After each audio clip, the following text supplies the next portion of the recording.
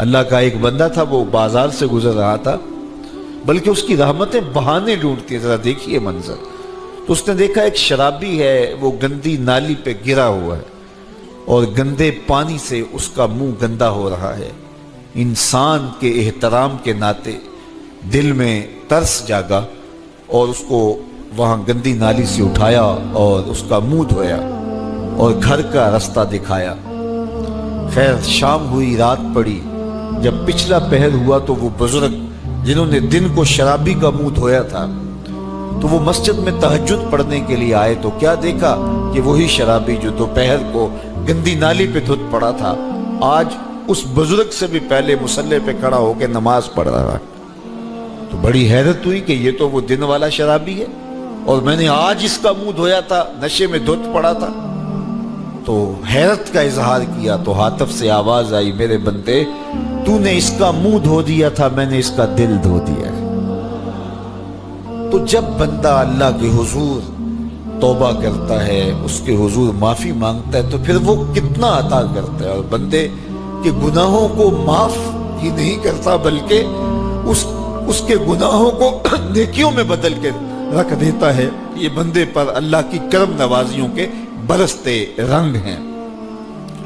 التائب من الذنب کمن لا ذنب لہ، گناہ سے توبہ کرنے والا ایسا ہوتا ہے جیسے اس نے گناہ کیا ہوا ہی نہیں. حدیث پاک میں آتا ہے کہ قیامت کے دن ایک شخص اپنا نامہ اعمال کھولے گا اور اسے فرمایا جائے گا کہ اپنے نامہ اعمال کو پڑھو. تو وہ نامہ اعمال پڑھنا شروع کرے گا. اب اس نے بڑے بڑے جرم کیے ہوں گے اور چھوٹے چھوٹے گناہ بھی کیے ہوں گے. اب اللہ سے حیا کرتے ہوئے، شرم کرتے ہوئے جو بڑے گناہ ہیں ان کو چھوڑتا جائے گا، صرف نظر کرتا جائے گا اور چھوٹے چھوٹے گناہ پڑھتا جائے گا. جب وہ سارا نامہ اعمال پڑھ چکے گا تو آواز آئے گی، بندے جا، میں تیرے سارے گناہوں کو بدل کے نیکیوں میں تبدیل کر دیا. تو وہ کہے گا، اے اللہ ابھی تو میرے بڑے بڑے گناہ رہتے تھے جو میں نے ابھی پڑھے ہی نہیں. تو جب یہ بات اللہ کے محبوب نے ارشاد فرمائی تو حضور اتنا مسکرائے کہ صحابہ کو حضور کی داڑھیں نظر آنے لگی. پہلے وہ کہہ رہا ہے کہ چھوٹے چھوٹے گناہ پڑھتا ہے اور بڑے چھوڑتا چلا جاتا ہے. اور جب یہ اسے پتا چلا کہ ان گناہوں کو بدل کے نیکیوں میں تبدیل کر دیا جائے گا تو وہ کہتا ہے ابھی تو بڑے بڑے گناہ میرے رہتے تھے.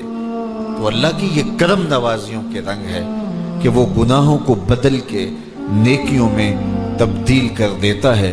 اور بندہ جتنا بڑا گناہ گار تھا جب سچے دل سے اس کے حضور توبہ کرنے کے لیے حاضر ہوتا ہے تو پھر اتنا ہی بڑا نیکوکار بن جاتا ہے. سیدنا عمر فاروق رضی اللہ تعالی عنہ کا زمانہ تھا اور آپ جانتے ہیں وہ ہاتھ میں درہ رکھتے تھے اور گلیوں میں گشت کیا کرتے تھے رات کو. دن کو بھی آپ دیکھتے تو ایک شرابی تھا جو ہاتھ میں شراب کی بوتل لیے آ رہا تھا. اچانک گلی کا موڑ کاٹا تو آگے حضرت عمر آ رہے تھے. ایک دم ڈر گیا اور دل ہی دل میں کہا، اے اللہ حضرت عمر کے قہر سے بچا لے، ساری زندگی شراب نہیں پیوں گا. سچی توبہ کر دی اور جلدی سے وہ شراب کی بوتل بغل میں دبا لی. اتنے میں حضرت عمر بھی سر پہ پہنچ گئے اور کڑک کے کہا، گرج کے کہا کہ یہ تیرے پاس کیا ہے؟ تو تھی تو شراب. اب ڈرتے ہوئے اس نے کہا، حضور یہ سرکہ ہے. تو حضرت عمر فرمایا، نکالو. اب وہ تھر تھر کانپ رہے اور بغل سے وہ شراب کی بوتل نکالی. جب نکالا تو وہ شراب نہیں تھی، سرکہ بن چکا تھا. تو جو اللہ شراب کو سرکے میں بدل دینے پہ قادر ہے وہ گناہوں کو نیکیوں میں بدل دیتا ہے. تو یہ ایک صورت دکھائی کہ دیکھو یہ شراب کو سرکے میں تبدیل کر دیا، تمہارے گناہ بھی نیکیوں میں تبدیل کر دیں گے. تم آؤ تو صحیح اس کی چوکھٹ پہ، تم ہاتھ تو پھیلاؤ. حضرت داتا گنج بخش علی حجویری علیہ رحمہ کشف المعجوب کے اندر لکھتے ہیں کہ جو فرمایا گیا کہ جس نے توبہ کی اللہ نے اس کی مغفرت کر دی. تو ایک بزرگ کا قول نقل کیا کہ جس کو اللہ نے بخشنا تھا اللہ نے اس کو توبہ کی توفیق دے دی. اس کو بلایا ہی اسے ہے جس نے مغفرت کرنی تھی. تو توبہ کی توفیق کا نصیب ہو جانا یہ اللہ کی خاص رحمتیں ہیں اور توبہ کرنے والا اللہ کی خاص رحمتیں پاتا ہے. توبہ کرنے والا جب اس کے حضور حاضر ہوتا ہے تو تو اللہ تعالیٰ اس پہ بہت خوش ہوتا ہے۔ اللہ کے محبوب علیہ السلام نے باقاعدہ ایک مثال سے یہ حقیقت سمجھائی کہ توبہ کرنے والے کے لیے اللہ کی خوشی کا عالم کیا ہوتا ہے، اللہ کیسے خوش ہوتا ہے توبہ کرنے والے پر۔ تو حضور نے ارشاد فرمایا ایک بندہ لمبا سفر کر کے اور صحرا کے اندر ایک لمبے سفر پہ تھا، تو راستے کے اندر اس نے چند لمحوں کے لیے سستانے کے لیے، دوپہر کاٹنے کے لیے ایک درخت کے ساتھ اپنا جانور باندھا اور خود سو گیا۔ اس کا خیال تھا چند لمحوں کے لیے آنکھوں کی نیند نکالوں گا اور آگے بڑھ جاؤں گا، اس لیے اس نے سامان بھی سواری اونٹ کے اوپر جو لدا ہوا سامان تھا، اس میں کھانا تھا، پینا تھا، دیگر ضروریات کی چیزیں تھیں، تو وہ بھی نہیں اتارا، کجاوے پر ہی پڑا رہا کہ چند لمحوں کے لیے میں نے کمر سیدھی کرنی اور آگے چلے جانا ہے۔ تو تھوڑی دیر کے بعد اس کی آنکھ کھلی تو کیا دیکھتا ہے کہ اونٹ ماں ساز و سامان کے غائب ہے۔ تو صحرا میں اونٹ کا گم جانا زندگی گم جانے کے مترادف ہے۔ تا حد نظر نہ کوئی آبادی، نہ کوئی انسانی وجود، تو پھر زندگی نہیں موت کے منہ میں اپنے آپ کو دھکیل لینا ہے جنگل میں، اگر آپ کے پاس کچھ باقی نہیں بچتا ہے۔ تو اس نے دیکھا کہ سواری غائب ہے، سواری غائب ہے تو اس کے اوپر جو سامان تھا وہ بھی غائب ہے، تو وہ دائیں بائیں بھاگا دوڑا اس خیال سے کہ میں جو ہے وہ اپنی سواری کو تلاش کر لوں، لیکن سواری نہیں مل پائی۔ تو پھر وہ دوبارہ آیا اور اسی جگہ بیٹھ گیا، اب موت کا انتظار کرنے لگا۔ چونکہ صحرا میں سواری گم گئی اور میلوں تک انسانی آبادی ہی نہیں ہے، تو وہی پیاس سے ہلکان ہوا، بے چین ہوا، وہاں درخت کے ساتھ ٹیک لگا کے موت کا منتظر ہو کے بیٹھ جاتا ہے، اور یوں بیٹھے بیٹھے اس کی آنکھ لگ جاتی ہے۔ اچانک اس کی آنکھ کھلتی ہے تو کیا دیکھتا ہے کہ اونٹ ماں ساز و سامان کے پاس کھڑا ہے۔ تو اونٹ کا ملنا زندگی مل جانا تھا، تو وہ اتنا خوش ہوا کہ خوشی سے اس کی زبان بل کھا گئی۔ وہ کیا کسی نے کہا نا کہ جب بھی تیری قربت کے امکان نظر آئے ہم اتنے خوش ہوئے کہ پریشان نظر آئے۔ تو کہنا تو یہ تھا کہ اے اللہ تو میرا رب اور میں تیرا بندہ، لیکن وہ خوشیوں کے ہجوم میں درک گیا اور کیا کہتا ہے، اللہم انت عبدی وانا ربک، اے اللہ تو میرا رب، تو میرا بندہ اور میں تیرا رب۔ تو اس قدر وہ خوشیوں میں درک گیا کہ اس کو اپنی زبان پہ قابو اور کنٹرول نہ رہا۔ کسی کے آنے سے ایسے ہوش اڑے ساقی کے، شراب سیخ پہ ڈالی اور بوتل میں کباب۔ تو کہتا ہے اللہم انت عبدی وانا ربک، تو میرا بندہ اور میں تیرا رب۔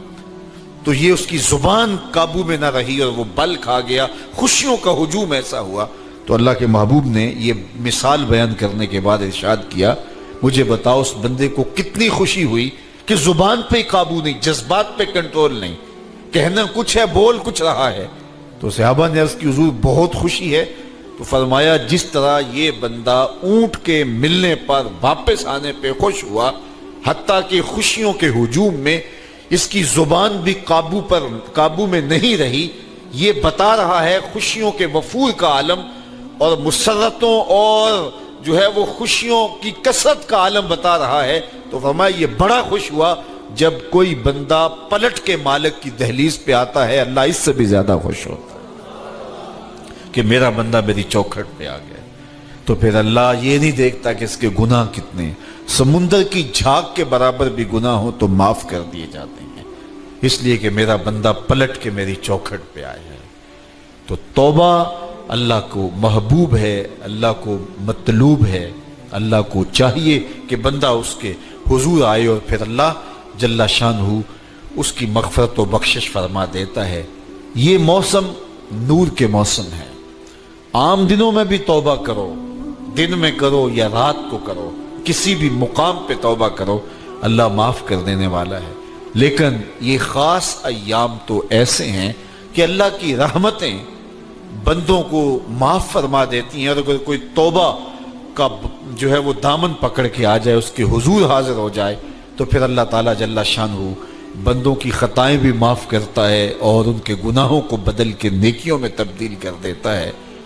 خوش نصیب ہیں وہ لوگ جو ان بابرکت ایام میں اپنی بخشش کا سامان کر لیتے ہیں، اور ان سے بڑا بدبخت بھی کوئی نہیں جو ان سہانے موسموں میں بھی پیاسے رہتے ہیں اور ان موسموں میں بھی ان کی بخشش و مغفرت نہیں ہو پاتی۔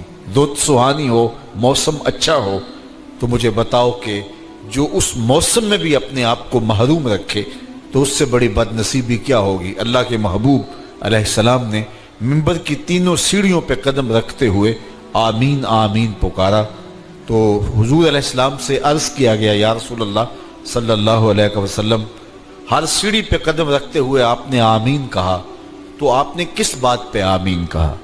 فرمایا جبریل امین حاضر خدمت ہوئے اور انہوں نے کہا اس شخص کی ناک خاک آلود ہو جو ماہ صیام رمضان المبارک کو پائے اور اپنی بخشش نہ کروا سکے۔ تو میں نے اس پہ آمین کہا کہ اتنا مقدس مہینہ نصیب ہو، اتنا سہانا موسم آئے اور وہ پھر جہاں کھڑا تھا وہی کا وہی کھڑا رہے۔ میں اور آپ اپنا محاسبہ کر سکتے ہیں۔ موسم رحمت اور فصل نور رمضان المبارک اپنا آدھا سفر طے کر چکا ہے، یہ مبارک مہینہ آدھا سفر اس کا بھی باقی ہے۔ تو میں اور آپ ذرا اپنے آپ کو اپنے ضمیر کی عدالت میں کھڑا کر کے اپنے آپ کو دیکھ کر کے دیکھیں، سوچیں کہ ہم نے ان 15 دنوں کے اندر کتنا سفر طے کیا۔ 29-30 شعبان کو ہم جہاں کھڑے تھے، کیا ہم آج بھی وہیں کھڑے ہیں یا ہمارا کچھ سفر بہتری کا ہوا ہے؟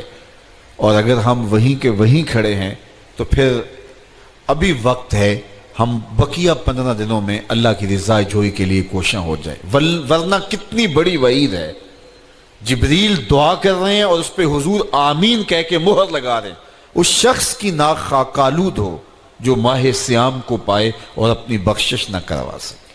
مجھے اور آپ کو پتہ ہے کہ ہم کہاں کھڑے ہیں۔ بل الانسان علی نفسہ بصیرہ ولو القی معاذیرہ، انسان خود اپنے آپ کو جانتا ہے کہ میں کہاں کھڑا ہوں، وہ اپنے آپ کو خود دیکھتا ہے۔ ایک تو فیصلہ قیامت کے دن ہوگا، نامہ اعمال تولے جائیں گے اور نامہ اعمال کے تلنے کے بعد پتہ چلے گا نیکیاں کتنی ہیں اور برائیاں کتنی ہیں۔ لیکن ایک ہم اپنے ضمیر کے اندر ترازو گاڑ کر کے اپنے عمل تول سکتے ہیں اور ہمیں پتہ ہے ہم نے نیکیاں کتنی کی، ہمیں پتہ ہے ہم نے برائیاں کتنی کی۔ جو نیکیاں کی ان میں اللہ کی رضا کے لیے کتنی کی، لوگوں کے دکھاوے کے لیے کیا کیا، خواہش نفس کے لیے کیا کیا۔ لوگ اس کو نیکی سمجھتے رہے لیکن ہم تو سمجھتے ہیں وہ نیکی ہے کہ نہیں ہے۔ اس طرح جو برائیاں کی وہ تو برائیاں ہیں۔ تو میں اور آپ اپنے ضمیر کی عدالت میں ترازو گاڑ لیں اور اپنے اعمال کو ابھی تول لیں۔ فرمایا گیا حاسبو قبل ان تحاسبو، قبل اس سے کہ تمہارے